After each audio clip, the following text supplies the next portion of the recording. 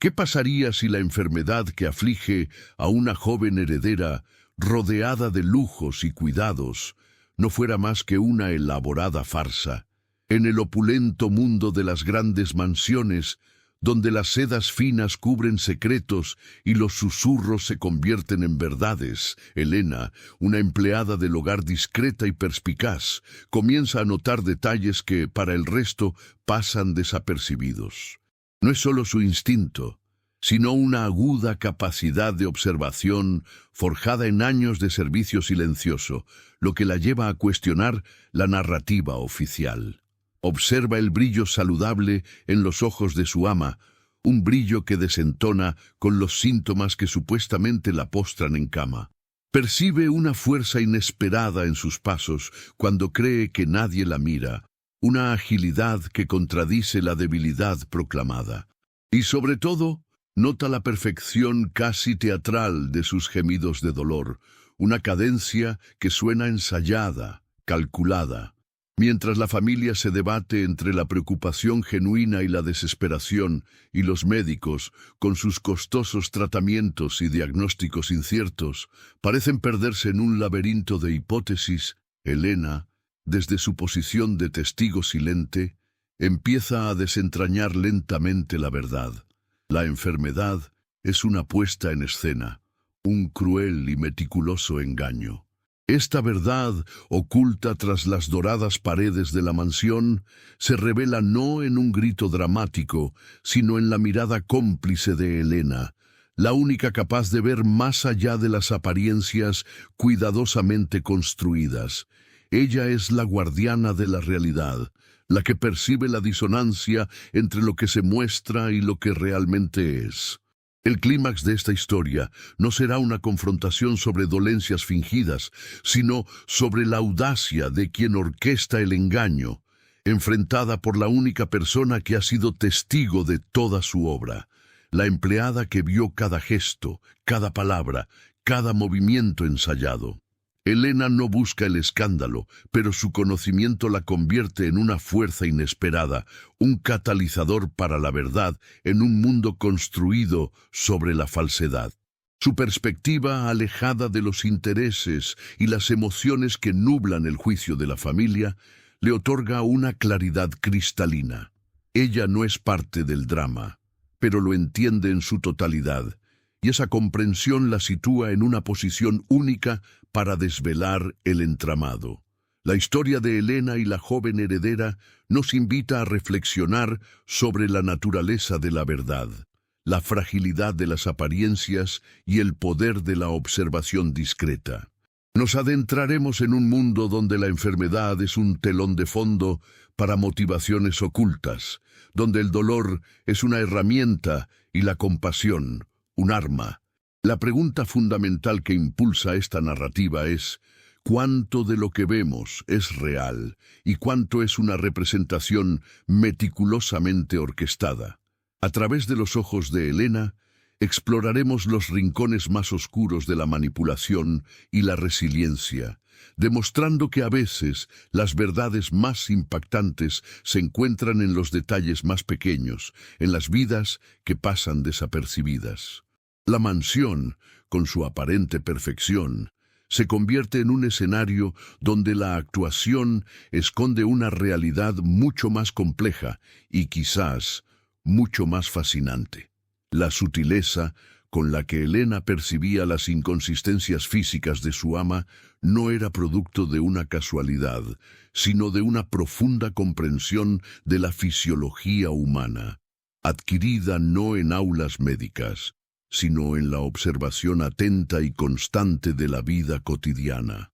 Había visto a personas recuperarse de dolencias reales, y la recuperación, por más milagrosa que pareciera, siempre dejaba un rastro, una fatiga residual, una palidez que el sol no podía borrar de inmediato.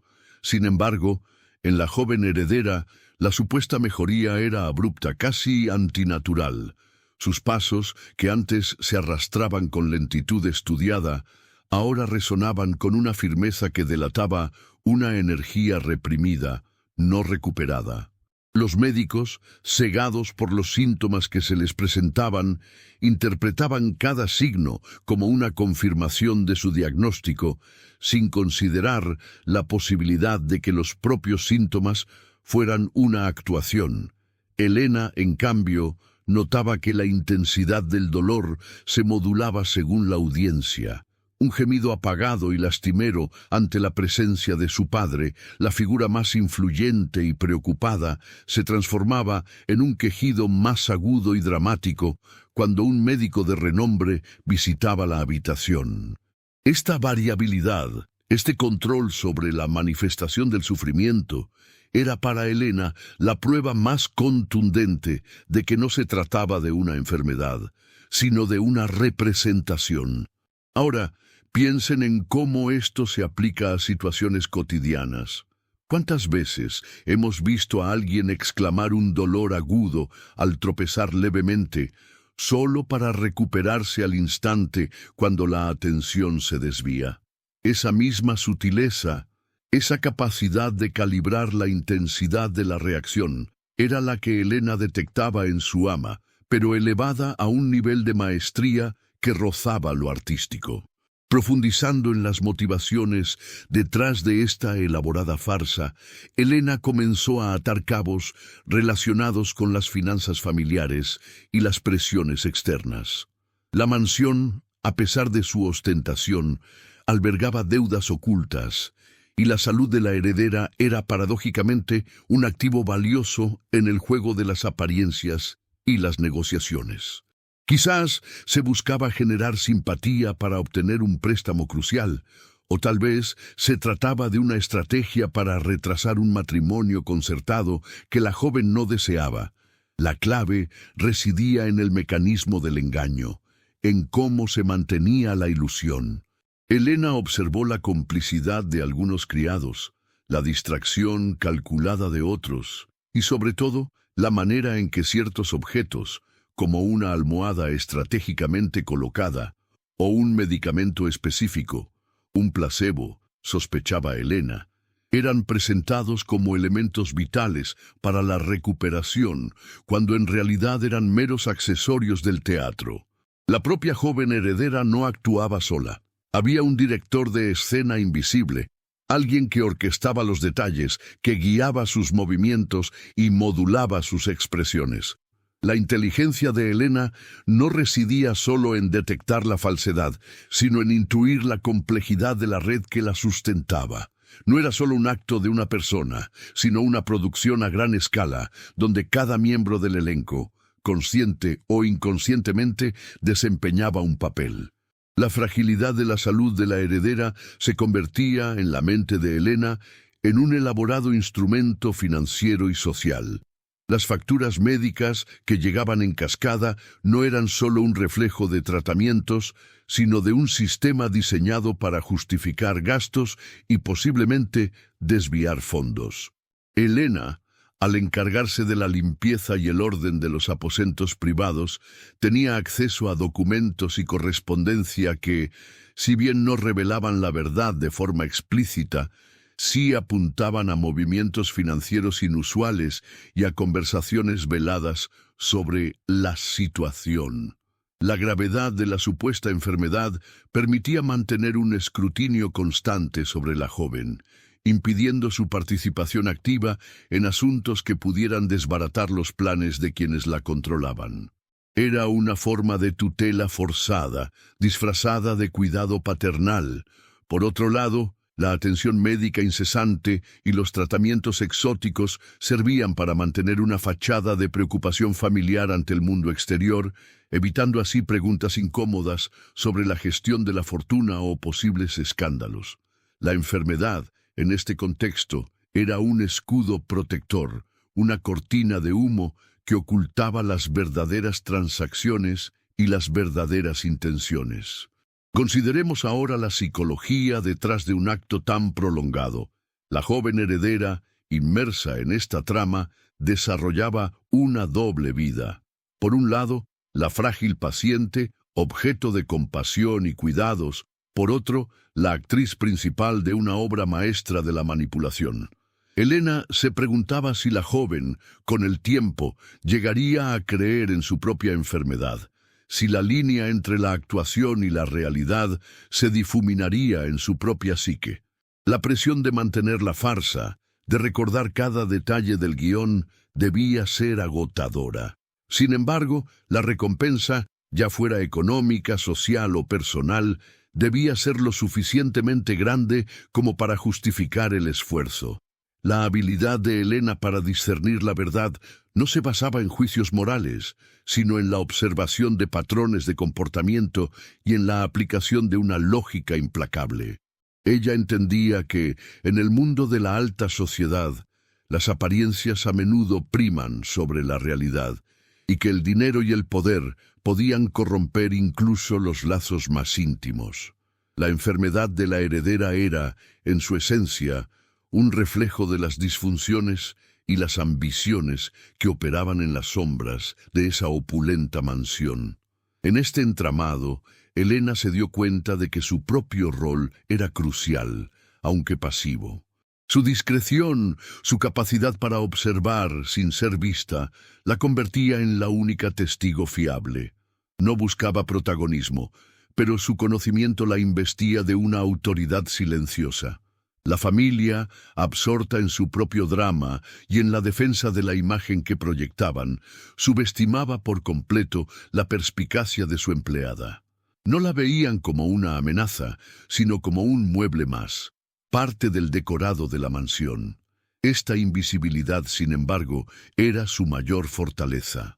Le permitía recopilar información sin levantar sospechas, analizar las interacciones desde una perspectiva externa y objetiva. La verdad para Elena no era un descubrimiento accidental, sino el resultado de un proceso metódico de recolección de datos y deducción lógica, un rompecabezas que ella poco a poco iba armando en su mente. La manipulación de la salud como herramienta de control y beneficio financiero no es exclusiva de las ficciones. En el mundo real, las estrategias similares, aunque menos dramáticas, se emplean para obtener ventajas. Pensemos en casos de fraude al seguro, donde se simulan lesiones para obtener indemnizaciones, o en situaciones familiares donde una dolencia se magnifica para manipular emocionalmente a otros miembros o para obtener beneficios económicos. La historia de la heredera, llevada a un extremo teatral, resalta la universalidad de estas motivaciones humanas, el deseo de control, la búsqueda de seguridad financiera y la necesidad de mantener una fachada de respetabilidad. Elena, al desvelar este engaño, nos recuerda que la verdad, por incómoda que sea, a menudo se encuentra oculta a simple vista, esperando ser descubierta por aquellos que se atreven a mirar más allá de las apariencias. Su papel como observadora silenciosa subraya la importancia de la atención al detalle y la capacidad de cuestionar lo que se nos presenta como indiscutible. Al contemplar el intrincado tapiz que hemos desplegado, donde las hebras de la observación minuciosa se entrelazan con las complejidades de la estrategia humana, se percibe una convergencia palpable de realidades a menudo ocultas. Las capas de la percepción, tan fácilmente engañadas por fachadas cuidadosamente construidas, revelan una profundidad insospechada cuando se examinan con la lente de la perspicacia. No se trata solo de la detección de lo anómalo, sino de la comprensión de los mecanismos subyacentes que orquestan la ilusión, una danza sutil entre la intención y la apariencia. La travesía, a través de estas dinámicas, nos ha llevado a considerar cómo las estructuras sociales y las aspiraciones individuales pueden moldear la percepción de la realidad hasta el punto de crear realidades alternativas, sostenidas por un delicado equilibrio de complicidad y desinformación.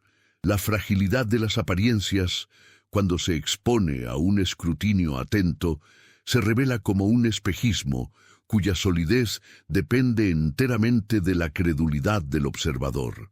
Es en este punto donde la perspectiva de quien ve más allá de lo evidente cobra una importancia capital, actuando como un contrapeso a las narrativas dominantes, a menudo interesadas.